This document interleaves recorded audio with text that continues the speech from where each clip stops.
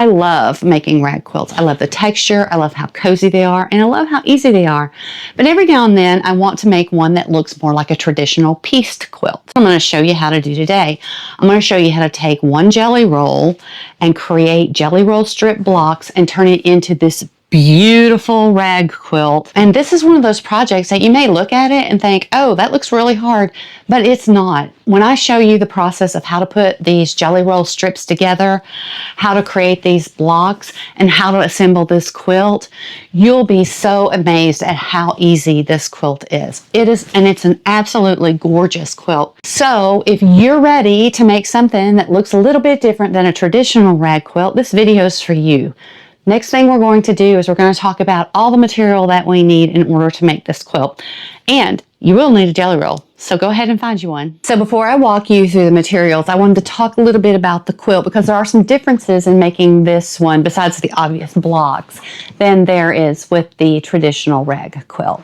So first of all, we're going to be again using jelly rolls to make a jelly roll strip block. But the construction of the block, these blocks actually have 3 layers where my other quilts that I make have 2. So there will be the block that we make with the jelly rolls on top. There will be a 100% cotton layer in the middle. And then for this quilt, I'm going to use flannel for the back. So that's the first difference between this and some of the other rag quilts that I make, is that it has 3 layers versus 2. And the second is we're going to zigzag the seams instead of doing the big X. So for this block, down each row, we will zigzag. And so you will see it on the front, but you'll also see it on the back. And it makes a really cool back. You can straight stitch if you want, but I wanted this to be a little bit more decorative. So I did a zigzag stitch. And the last is the size. So this is a 5x6 block quilt. It measures about 41 inches wide by about 49 long. So it is a little bit smaller than the layer cake quilts that I do. Those measure about 51 by 59, but it still is a really good size quilt.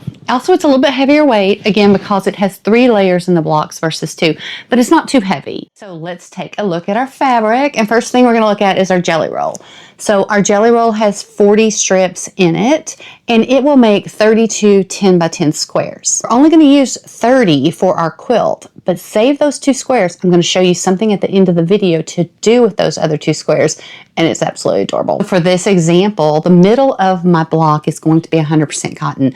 Again, if you choose to make it flannel, that's perfectly fine too, but for this one, I put 100% cotton.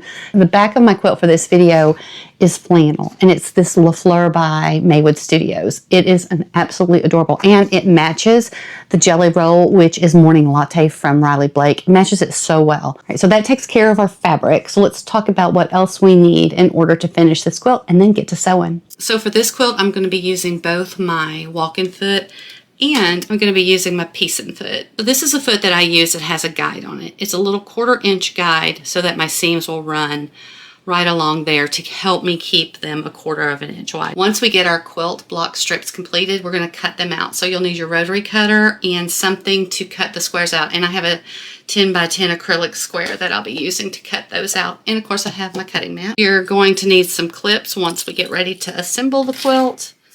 And you will need some pins because we will use the handy dandy row marker to organize our quilt and make our assembly much more efficient. So that's it. You need your material, you need your pins, your row marker, your clips, your feet, and something to cut out.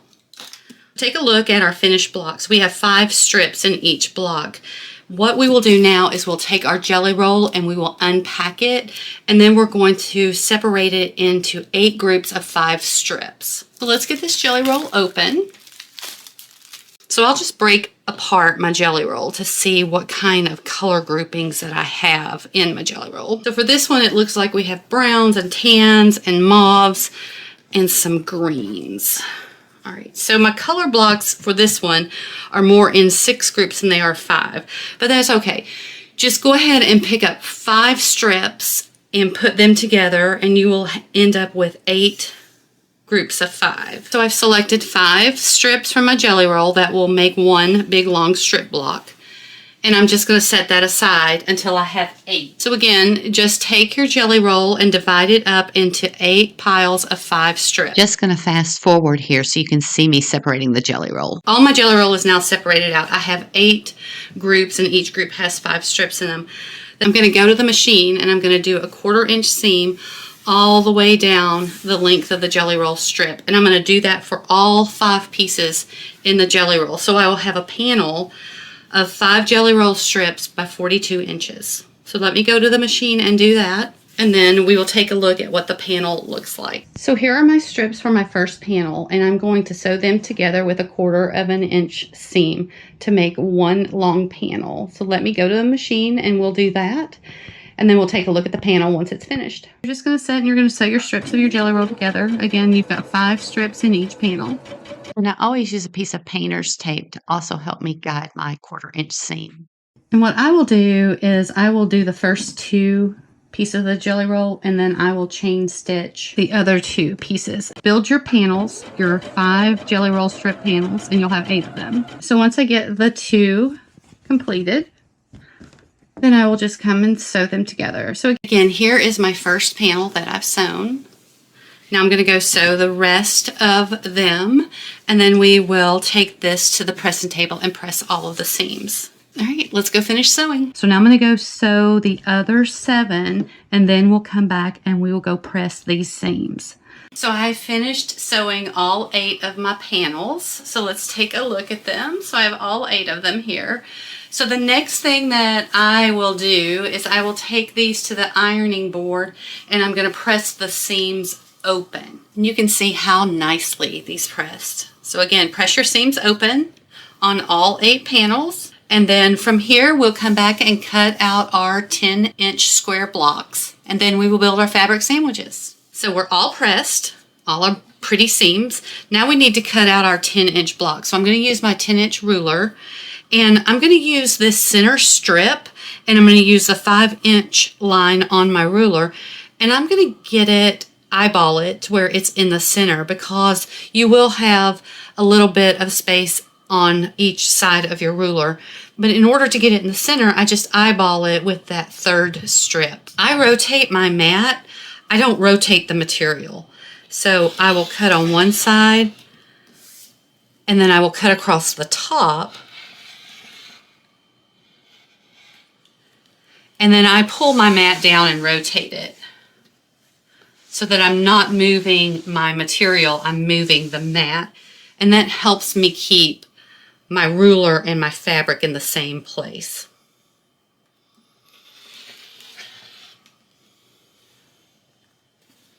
And again, I will just rotate my mat.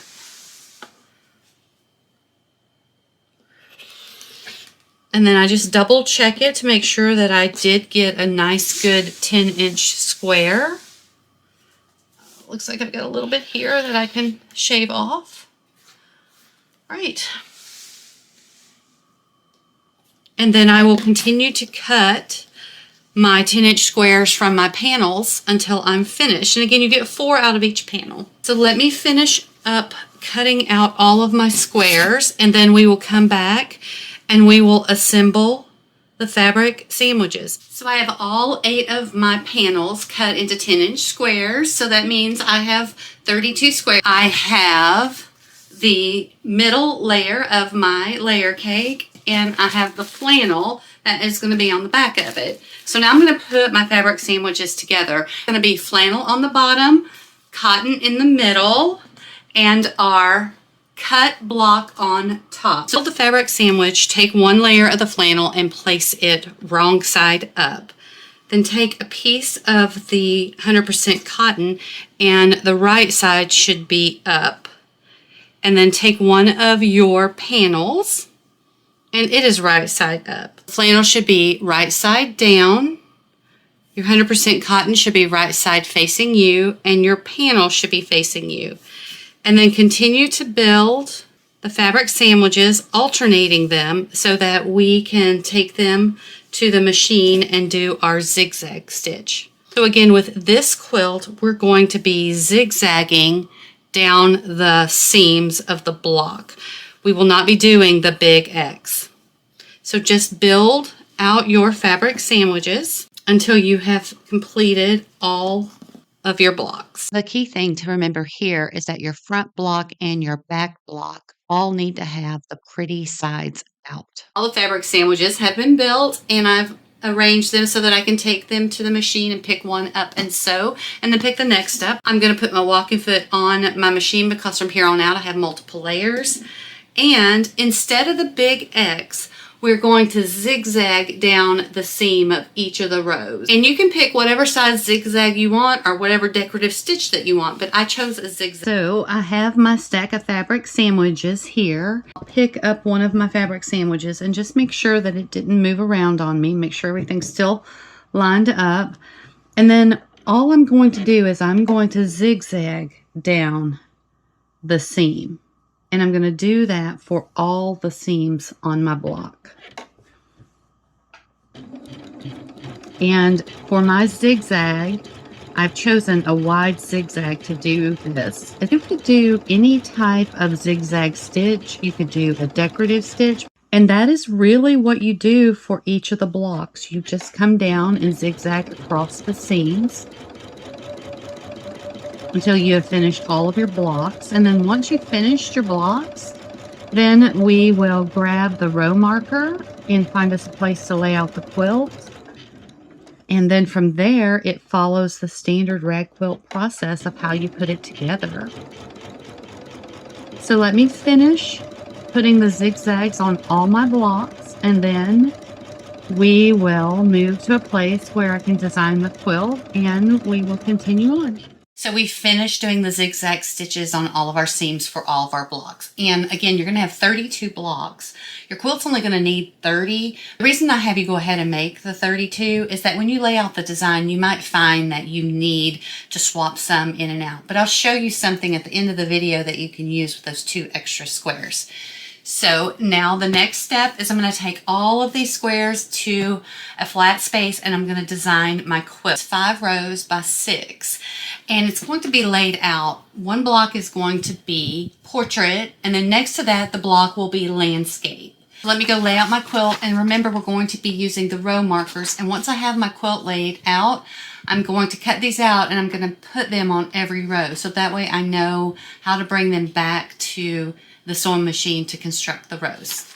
So again, all 32 blocks have been finished and we've zigzagged all of our seams. I'm going to go design my quilt. I'm going to put my row markers on each block and then I'm going to stack them and bring them back to the machine to sew. Okay, let's get this quilt laid out and designed. So I just have a big spot on my bed and I'm just going to lay them out in the 5 by 6 row order until I'm happy with where all of the blocks are placed.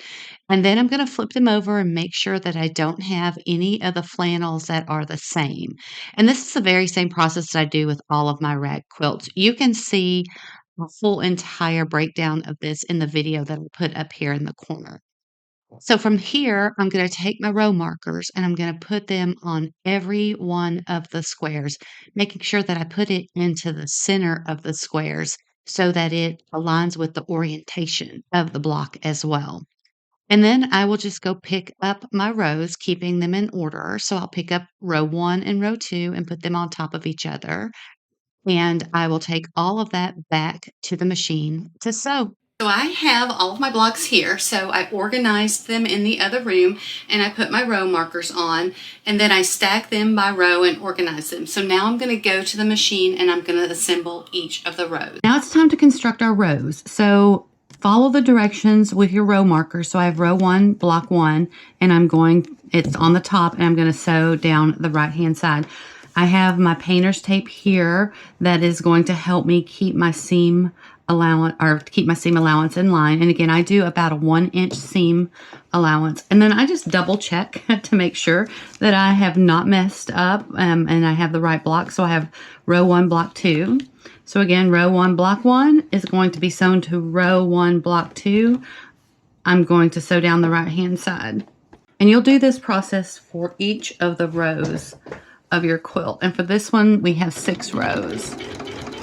I've changed my stitch length back to a 3, and I'm just going to sew down the pair of blocks. Now when I get to the end, I'm going to stop, because what I'm going to do is I'm going to pick up the next set of blocks in that row, which is going to be row 1 block 3 and then row 1 block 4. And the reason that I'm going to do this is I'm going to put this right to place the next set of blocks right and under there, so that the seam allowance is in the very exact same place. And then I will just seam those 2 blocks together.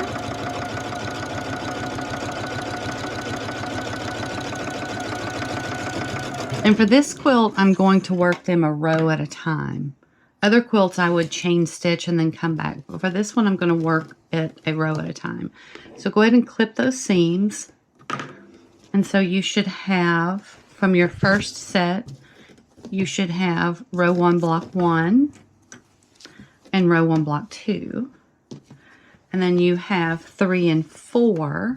And you're going to do the same thing. You're going to attach row block 2 and 3, and you're going to sew down the right hand side. So again, you're just building your row with your block, and using the row marker just makes it so much easier, because you can come back to your machine and you can put your whole entire quilt together without ever, I'm going to back stitch here a little bit. I started that a little bit late. But you can put your whole entire quilt together using the row marker and not have to keep running back and forth to where you laid out your quilt. So I'm coming to the end here. The only thing that we have left to do for the first block is to sew block 5 to block 4. And so again, I have row 1 block 5. I'm going to sew row 1 block 4 to row 1 block 5. In the same exact manner, and that will complete the first row. So we have lined up row 4 and 5, and I'm going to line it with my painter's tape to keep my seam allowance straight across all my blocks. And I'm just going to sew those 2 together.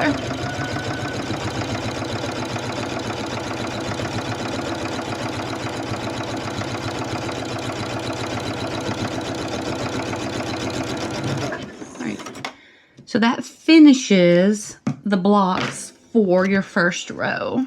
We have block 1, 2, 3, 4, and 5. So now just do the remaining 5 blocks in the same manner, and then we will start assembling the quilt. You should have all of your rows assembled, and it's really helpful to iron and press the seams flat so that when you're sewing, they're already sewn flat. This quilt has 6 rows. We'll be joining 2 of the rows together at a time. So we'll join row 1 and we'll join row 2 together. And then we'll do 3 and 4 and 5 and 6, and then come back and put the whole quilt together. So the first thing that I do is I match up my seams, and I'll hold them in my finger there, and then I'll just smooth out the block. And it's okay if one of your blocks is a little bit longer than the other. You would rather have your seams matching than have them offset, and we can always trim up those edges. And just make sure that you have row 1 on the bottom and row 2 on the top. So when we're sewing our pairs of rows together, your even number will be on the top. So again, I'm holding my seams together, making sure that they're aligned, and then I'm going to put them in under the foot. And using, again, my painter's tape, I'm going to stitch that 1-inch seam.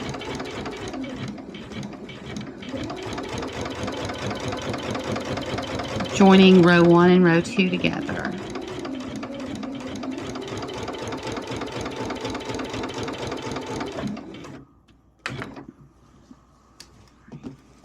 It's really important to keep these seams flat. That's why I suggest that you iron them before you sew them. And as you just come to the seam, you're going to back stitch across that seam just to give it a little bit extra strength.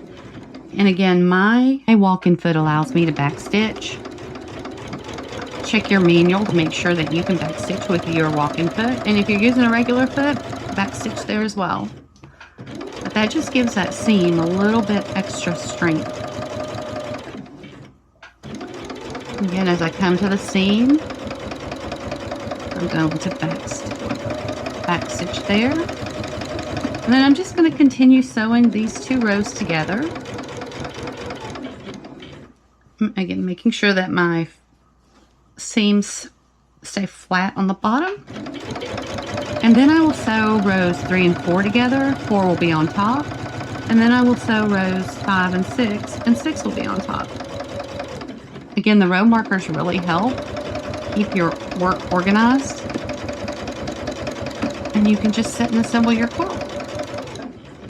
We are almost finished with the first set of rows, row 1 and 2. Again, just backstitch at your seams.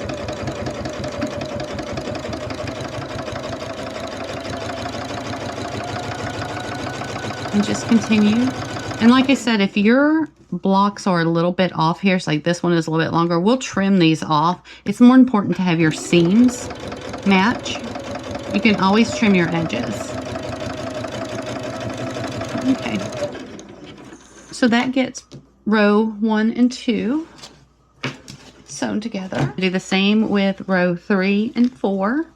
4 will be on top. You're going to sew down the right hand side.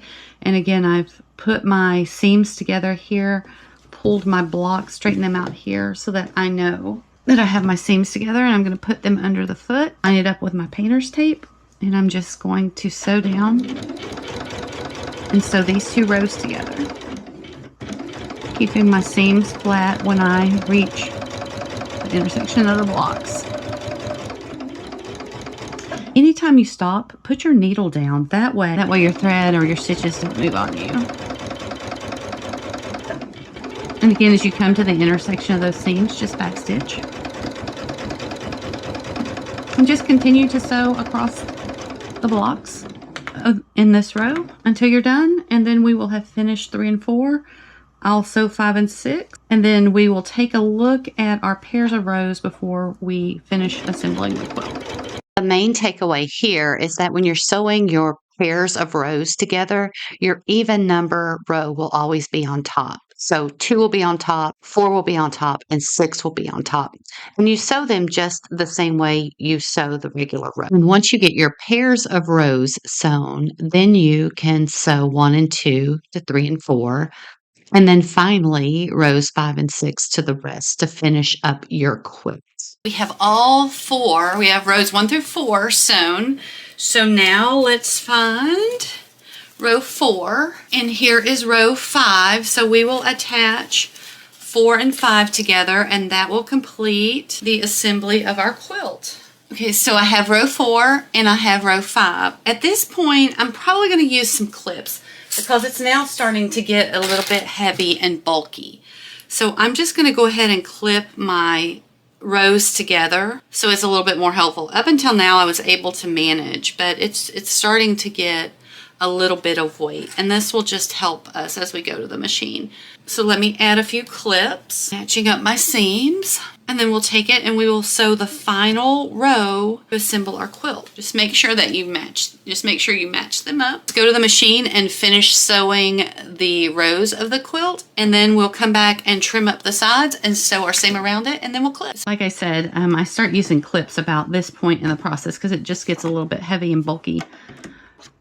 And the clips just help you keep it together. So I've got them clipped. I'm going to put it under the foot, and I'm going to start it out there and back stitch. And again, the clips just help you kind of keep it organized, and it helps because it does get a little bulky. But it's the same process. Just finish up that seam. And anytime that you stop, make sure you put your needle down. That way you don't lose your place in line with your stitches.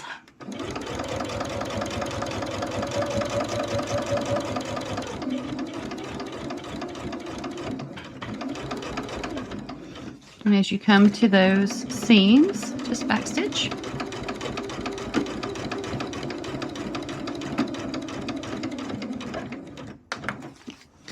All right, let me finish up this row, and then we will talk about what we are going to do to the edges of our quilt before we run the seam all the way around it. Before I come and sew my 1-inch seam around my edge of my quilt, I'm just going to take a look to make sure that my blocks are somewhat even. If there's any that are sticking out, say more than 1/4 of an inch from each other, so I'll trim those up so that they're fairly even.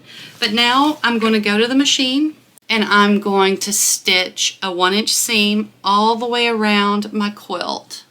And at each of the intersections, I'm going to backstitch, and I'm also going to backstitch at my corners. So let's go do that, and that will finish the assembly of the quilt.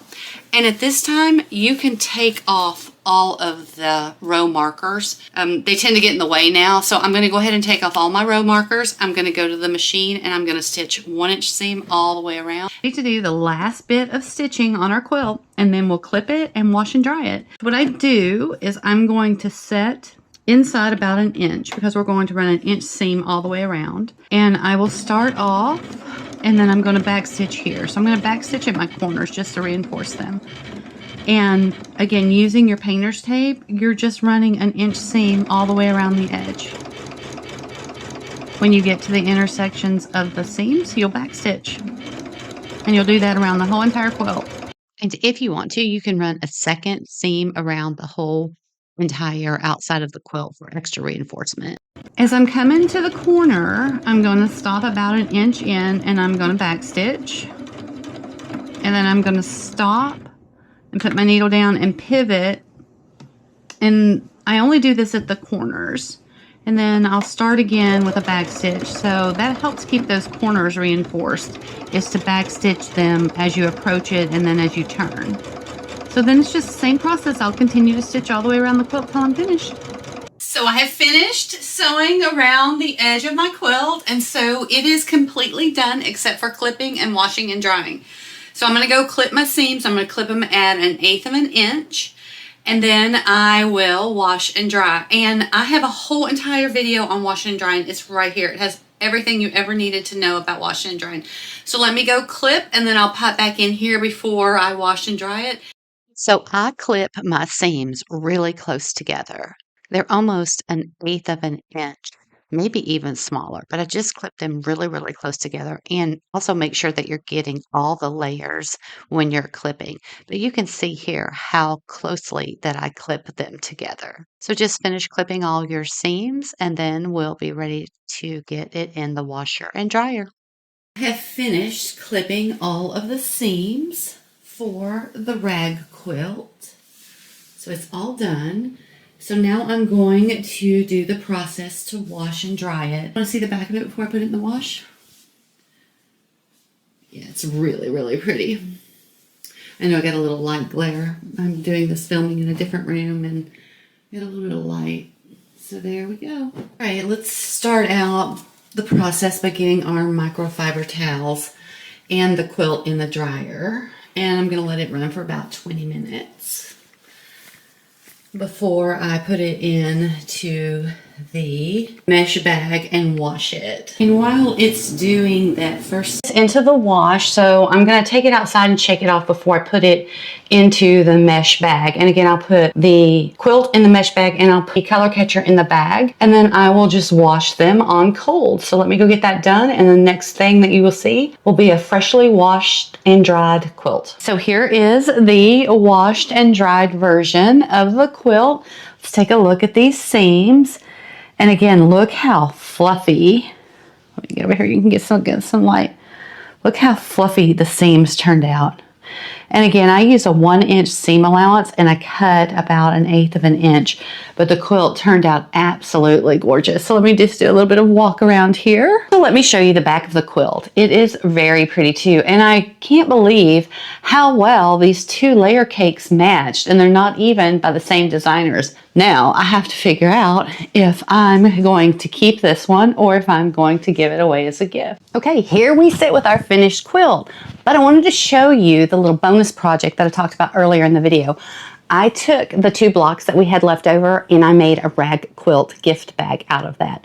You can find the instructions right here, but I just took the 2 squares that we had left over. I took a couple of the flannel pieces that I had left over out of the layer cake to make the handles and made this adorable rag quilt gift bag. Now, you could also make, it's pretty inside too.